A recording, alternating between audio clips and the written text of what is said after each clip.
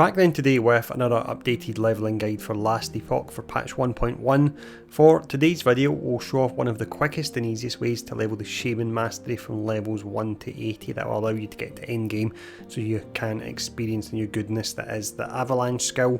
The build that we are using in this video will make use of Tempest Strike, Gathering Storm, and this will allow us to proc Stormbolt, so this allows us to zip through the levels with ease. Now before we do start breaking it all down, I will mention that with patch 1.1 we have quite a few changes with this setup from the one we used in 1.0, and I will cover these when we get to the relevant sections in the video. But let's dive in, let's start breaking all this down.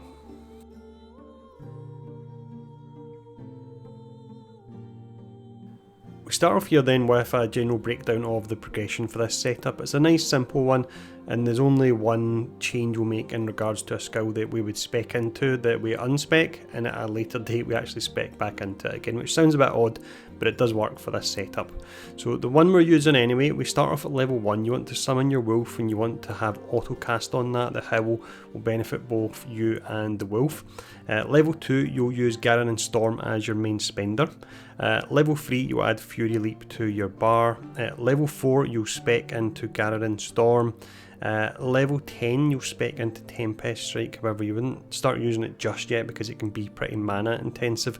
That's where at level 12 you would despec Gathering Storm and you would spec into Maelstrom, and then you start using Tempest Strike as your main spender at that point, because at that point you've got a few skill points into the actual skill, and the point allocation is later on in the video, and it allows you to use it as a spammable skill and maintain that.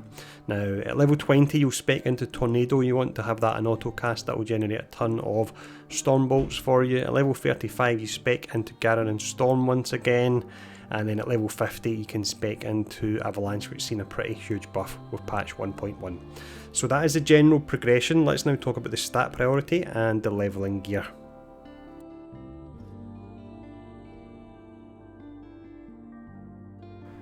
For this section here, we'll run over some useful leveling gear that you want to keep an eye out for whilst leveling, and based on feedback from previous videos we'll also have a quick breakdown of stats that you want to keep an eye out for as well. With the stat priority here, in regards to damage, what you want to look for is spell damage, because we use various different spells that have different elements, so spell damage will cover all of them. Spell crit chance will be great as well. Attunement can be fantastic here, and the way it works for Stormbolts is it adds a point of flat damage to it as opposed to being a multiplier, so that can really ramp up the damage on it. In regards to defense, it's just your more standard defensive layers we go for. We go for health. Life leech can be pretty nice, especially on melee, because we're using a melee attack constantly, and movement speed can be great as well. So with this setup we're using here, early game your damage will primarily be coming from melee, so that's why we're using melee weapons up to around about level 50, when we then switch over to a scepter, which is melee and spell damage. But melee wise, early game you've got the Hammer of Laurent equipable from level 1, this is fantastic, does a real nice amount of damage early game. The next weapon we have here is the Taste of Blood. This is a one-handed axe, equipable at level 13. If you want with this setup you can go dual wielding, and wielding 2 of these you will do a huge amount of damage. The next weapon we have here is the Cleaver Solution, another one-handed axe. This seen a slight nerf with patch 1.1, but still a really strong weapon. This is equipable from level 27, and what makes it great is it gives you +1 to the level of all skills, and it does have a lot of melee damage on it as well.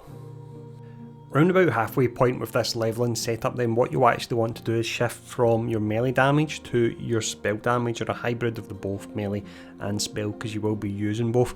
That's where you want to start using a scepter. Any base scepter will really work at around about this level, however the Culvener's Claim is one that is particularly good for this setup.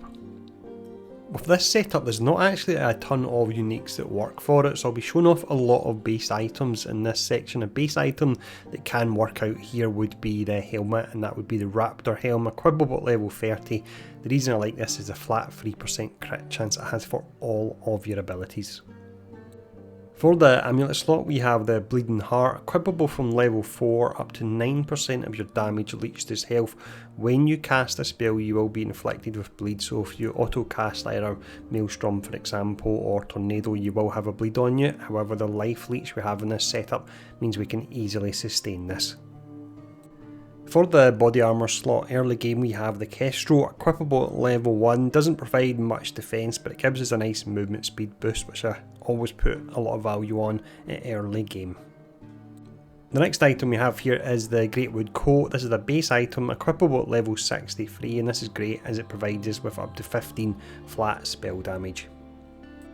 For the belt slot here, we don't really have any uniques that stand out, so the base item of the Praetorian belt that can give you up to 250 armour and 4 potion slots can be nice. For the ring slot, early game we have the Arboreal Circuit, equipable from level 1. If you have 2 of these with max rolls, that's an additional 36% movement speed.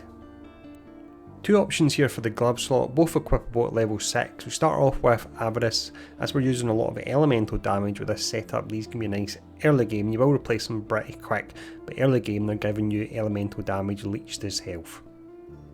We then have the Stormhide Paws. These can give you additional mana, health and increased lightning and cold damage.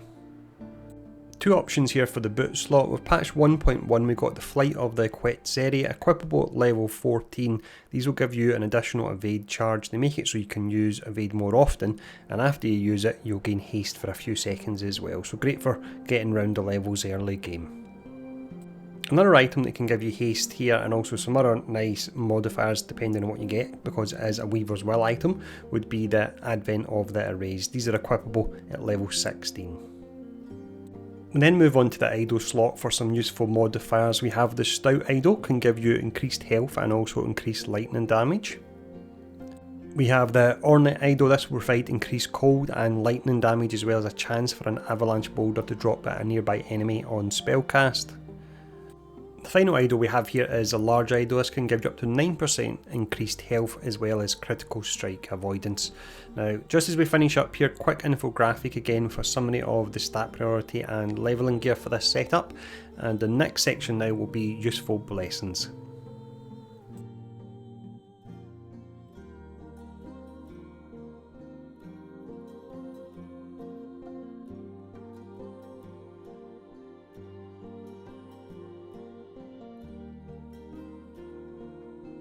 With patch 1.1 then, we've seen some pretty nice changes to blessings. They now work as a blessing library, giving you far easier access to them, and for that reason I'll cover the timelines that give you stat boosts and the preferable stat for this leveling setup.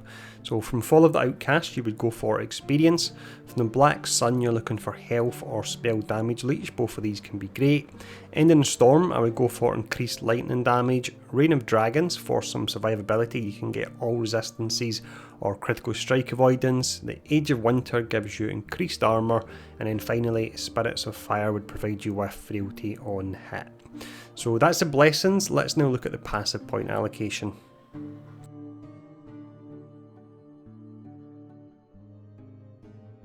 For this section here we'll use the awesome build planner and Last Epoch tools. There's a link to this build in the description below, and I've recorded the entire progression, so for the purpose of this video we'll just quickly run over the nodes. We have 8 points into natural attunement, that gives us attunement as well as lightning and cold resistance. 1 point into primal strength allows us 6 points into survival of the pack. We are using a melee skill with this actual setup, so we'll leech a portion of the health. That really does help with our sustain. We then have 5 points into Hunter's Restoration, that gives us an increase of 10% health. From the Beastmaster tree you would want to go for Ursine Strength. This gives you strength to boost your melee attacks, but also, and most importantly, you take 16% reduced damage from nearby enemies. For the Druid tree we can place 7 points into Chitinous Plating. This gives us 14% endurance as well as armour. The remaining points we have here would go into the Shaman tree, so we have 8 points here for 8 attunement and also 8 damage penetration.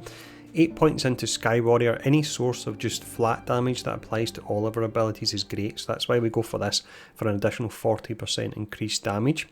We have 4 points into Ligonian Wrath, so it's melee and spell damage and a chance to cast Stormbolt when hit.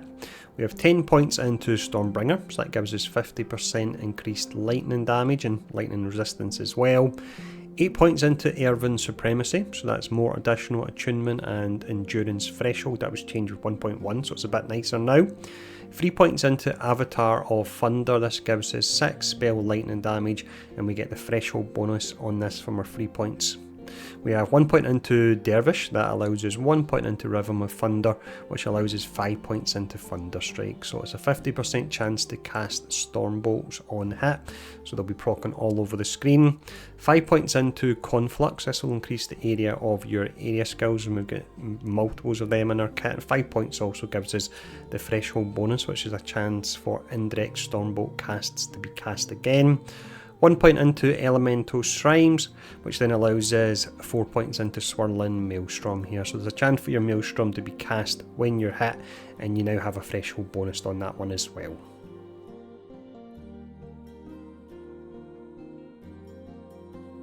The first specialised skill we have here is Tempest Strike. We have this set up to reduce the mana cost on it so we can spam it. When we do that, we'll be able to generate a ton of Storm Bolts, and on top of this will massively increase the damage of our spells as well. So in regards to the setup here, 1 point into Wind Fury Force, 2 points into Firm Grip, 1 point into Warm Shelter, and also Calm Seas. This massively reduces the mana cost on this and allows us to spam it. We've got 1 point into Crashing Waves, and then 1 point into Resurgence of Land. Again, that's giving you some mana back when you use this skill and it's not actually casting a Tempest. We have 4 points into Ancestral Swiftness, that's giving us increased attack speed and reducing the mana cost once again. 1 point into Soaring Blows, 3 points into Fulminating Strikes, so it's additional damage there for enemies that are shocked. And then we have Gladiator of the Lagon. This will give us a massive increase in the spell damage we actually do when we've got full stacks. This we should be able to get around about 20 stacks or so, which is amazing. And then we have 1 point into Lagonian Shamanism. The next skill we have here is Maelstrom. We'll have this set up so it will proc a ton of Storm Bolts for us, and through some threshold changes to the passive tree we can get increased endurance threshold as well. So with this we've got 5 points into Turmoil, increases the area by 100%. This one here is really important, it's beneath the wave, so with this you build up stacks of a particular buff, so you only need to cast Maelstrom every few seconds and you can easily get around about 10 or so stacks with it. We then have Whirlpool, so that increases your stack duration so you can build up stacks easier. 1 point into Sleet Footed, 1 point into Power of the Storm. You can see this is when you have 6 or more Maelstrom stacks. You'll be able to get Stormbolt getting cast on enemies. This increases the number of targets that the Stormbolts will actually target.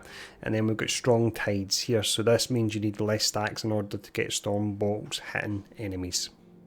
The next skill is Tornado, again used to proc Stormbolt, so the setup we're using, you can auto cast this, and this is what I do.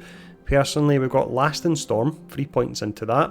We have 4 points into Hurricane. This allows us 1 point into Eye of the Storm, so the tornado attaches to you, and then 1 point into Snapkill. That allows it to instant cast, which means essentially you can auto cast it, and the tornadoes will follow you and they'll proc a ton of Storm Bolts.